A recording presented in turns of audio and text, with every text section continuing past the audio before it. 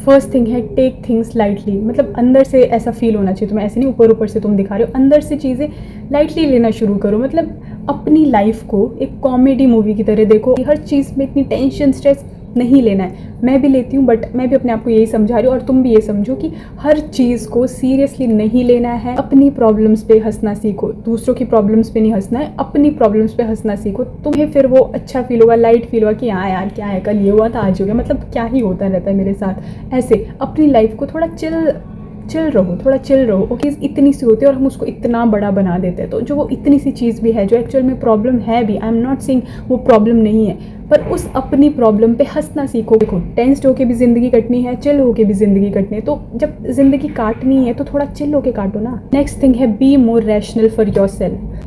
जब हम इमोशनल होते हैं तो हम लॉजिकल नहीं सोच पाते। मैं ऐसे नहीं बोल रही हूँ कि इमोशंस को अवॉइड करो, डेफिनेटली नॉट। अपने इमोशंस को हमें एक्नॉलेज करना है, उनको एक्सेप्ट करना है, उनसे भागना नहीं है।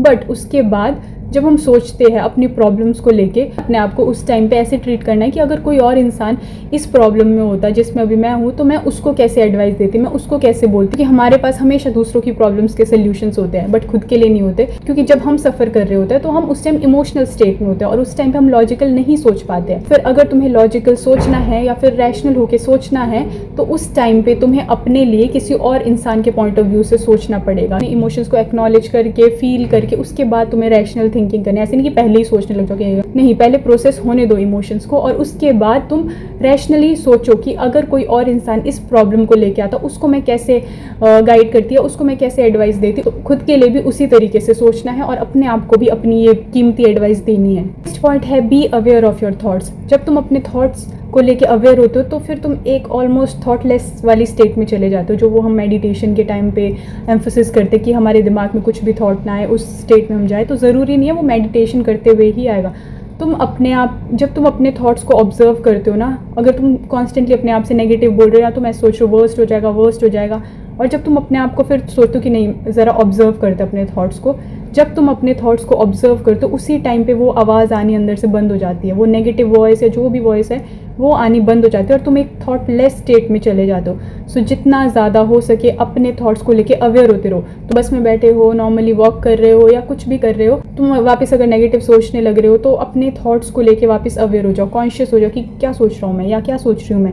जब तुम ऐसे अपने थॉट्स पे ध्यान देने लगते हो तो फिर तुम्हारे वो थॉट्स ही गायब हो जाते हैं, वो नेगेटिव वॉइस वो गायब हो जाती है। सो जितना ज़्यादा हो सके अवेयर हो, अपने थॉट्स को लेके अवेयर हो, इससे तुम नेगेटिव थॉट्स से बच पाओगे।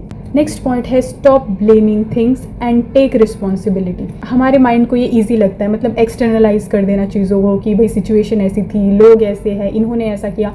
दूसरों को ब्लेम करना बंद करो और अपनी लाइफ की रिस्पॉन्सिबिलिटी अपने हाथ में लो। तुम्हें ये नहीं बोला उसने ऐसा किया इसलिए मेरा मूड ख़राब हो गया, उसने ये किया इसलिए मेरे साथ ऐसा हो गया। दूसरों में उतनी पावर नहीं है। जब तक तुम अपनी लाइफ का रिमोट अपने हाथ में रख रहे हो तो दूसरों में कुछ भी पावर नहीं है तुम्हारे मूड को अफेक्ट करने की, तुम्हारे को अफेक्ट करने की। तो इसीलिए अपनी लाइफ की रिस्पॉन्सिबिलिटी लो, अपने मूड के लिए, अपने फेलियर के लिए, अपने एक्शंस के लिए तुम रिस्पॉन्सिबल हो, आसपास के लोग नहीं। तो वो रिस्पॉन्सिबिलिटी लेना सीखो।